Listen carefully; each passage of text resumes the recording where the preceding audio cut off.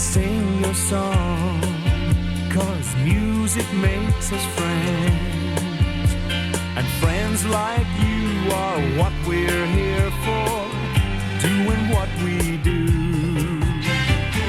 I wanna make you music, I wanna sing your song, yes, I want to share a good day with you and be your special friend. You and me and Beacon 303. Music, you and me and Beacon 303.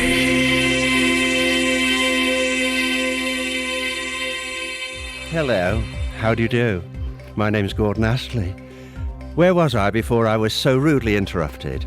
Well, been 2 divorces, 2 bankruptcies, 2 heart stents, 2 kids, 2 grandkids, 2 ex-wives, 2 ex-mothers-in-law. Yes, it's going to be 2 hours of number 2s. My jingle? It would be rude not to. Gordon Astley, Beacon Radio. Gordon, he'll drive away your boredom. If you wake up feeling ghastly, tune to Gordon Astley. What took me to Beacon was I needed the money. I'd finished on telly and the work wasn't coming in, and then and ironically Peter Tomlinson got in touch with me. So the man who invented Tiswas employed one of the people who helped kill it off. So I needed it.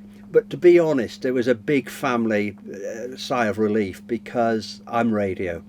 And we all know radio for centuries giving work to ugly people. But I think that I'm radio and television. It was all about the technology, and that really talented people in television are the ones who aren't fazed by the technology. I will give you an example. Here, we're always looking for microphones. In radio, you're always looking for the microphone. When I went to television, and I hadn't done much, I'd done some schools, I was always looking for the microphone. So if you look at the first Tiswas, it's me going, hello there, and welcome, because the microphones are up in the ceiling. And I was going, hello, how are you? And all that. And so you saw, people were quite intimate with my nostrils for a while. So what were the shows you did at Beacon? Just about, morning ones. So I have to keep thinking, because I've worked a few radio stations, had to keep moving with my act. I did breakfast and mid-morning music and chat, so mostly mornings. I don't think I ever did an afternoon or evening or night time. Would go in on shows, but mostly breakfast. Well, it was light and lively, very few interviews except on mid-morning, but breakfast was light and lively. And personally, I moved to 200 yards up the road with my family, moved them lock, stock and barrel up the road, and we I could have walked to work every morning at 4 o'clock in the morning. I still got in my car and drove down. And the other thing is, I lived the breakfast world in that what I wore was breakfast. I almost wore pyjamas. They were tracksuits. I had 5 different tracksuits, and I wore them and I'd also got a spare, which was a shell suit. Who remembers shell suits?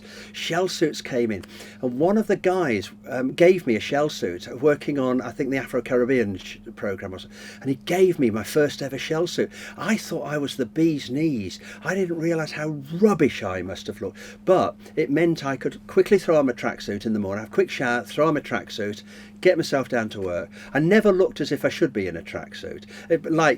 I wore trainers all the time, but I never trained. I'm going to be honest with you now. I was never a fan of OBs. I never liked going out on outside broadcasts, because I think, in a strange sort of way, you started ignoring your listener at home, because you're playing to 2 audiences. You're playing to the ones who are watching you at the OB, and also you had to stay there.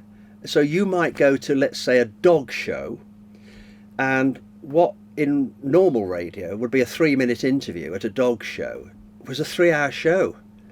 And after a while you're thinking, how many questions can I ask about this bloody Pekingese and make it last 3 hours? So I was never a fan. You had to go out in all weathers. Invariably they'd break down. Everybody seemed to enjoy them and thought it was good PR, and I was never too sure if it was good PR. So yes, we did do OBs, but I preferred the OB going out, me staying in the warm studio and handing over to them. I've done so many interviews in 40 years. I get to the stage now where I can't remember where I did them. For instance, I think I remember Tom Jones and Spike Milligan at Beacon. I seem to remember them, and I would. And there would be pop stars come in. Oh, I never forget. You just remember breakfast. We gave away. I'm thinking of her name as I'm talking. We gave away breakfast with Samantha Fox. Samantha Fox. And basically, somebody did a fry-up, right? The winners, if you're out there, the winners came in and they were too young to appreciate Samantha Fox, you know. And as we now know, they were mostly the wrong sex to appreciate Samantha Fox. And she was there with her dad, who was, I won't say pimping, but he kept telling her to undo a zip a bit, you know. And anyway, and it was awful. This breakfast with Samantha Fox was awful. That was the prize. A lot of people entered. So how long were you at Beacon, sort of to the mid-80s? Right, I've just worked this out before the interview. From 82, end of Tis was, till 80... When did Shropshire begin? 6, 7? 7, 87. To 87. So 5 years, okay. And then it all ended in tears. All right. I didn't realise that. Do you want to talk about that or not? Yeah, I don't mind. Pete Wagstaff, who was my very, very best friend, and we looked after each other through thick and thin. He was a friend of the family.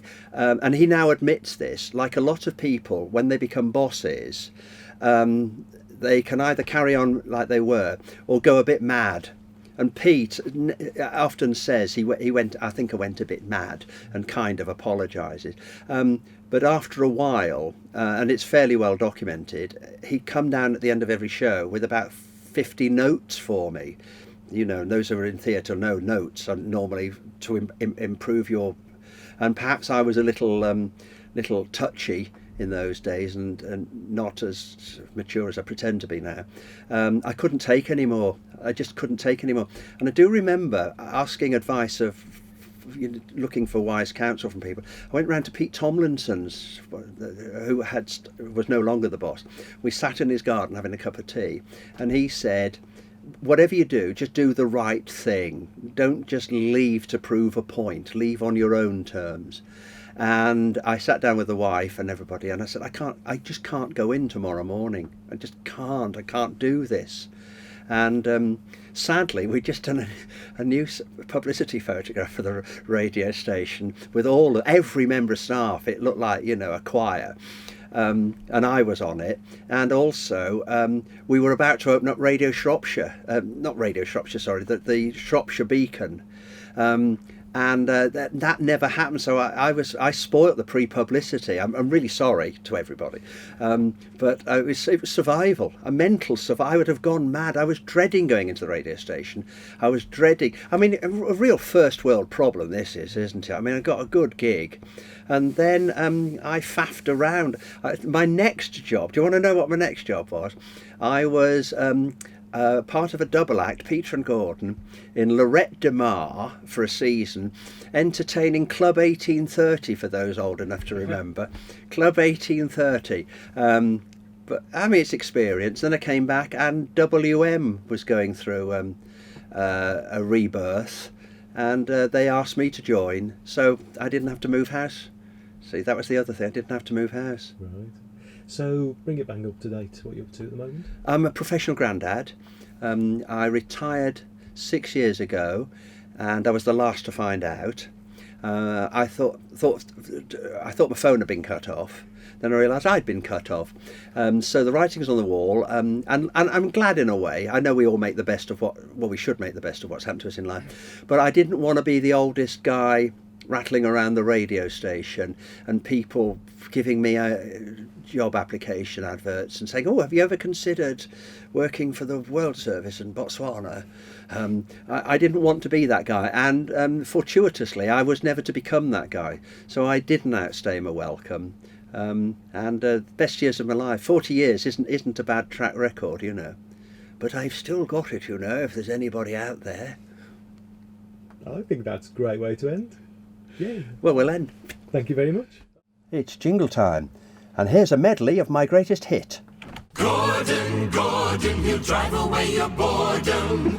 If you wake up feeling ghastly, tune to Gordon Astley. And that's kept me out the big time. Gordon Astley, Beacon Radio. Those were in the days when the jingles were better than the music. Here comes Gordon Astley. So lock up your daughters. Well, that's good these days, isn't it?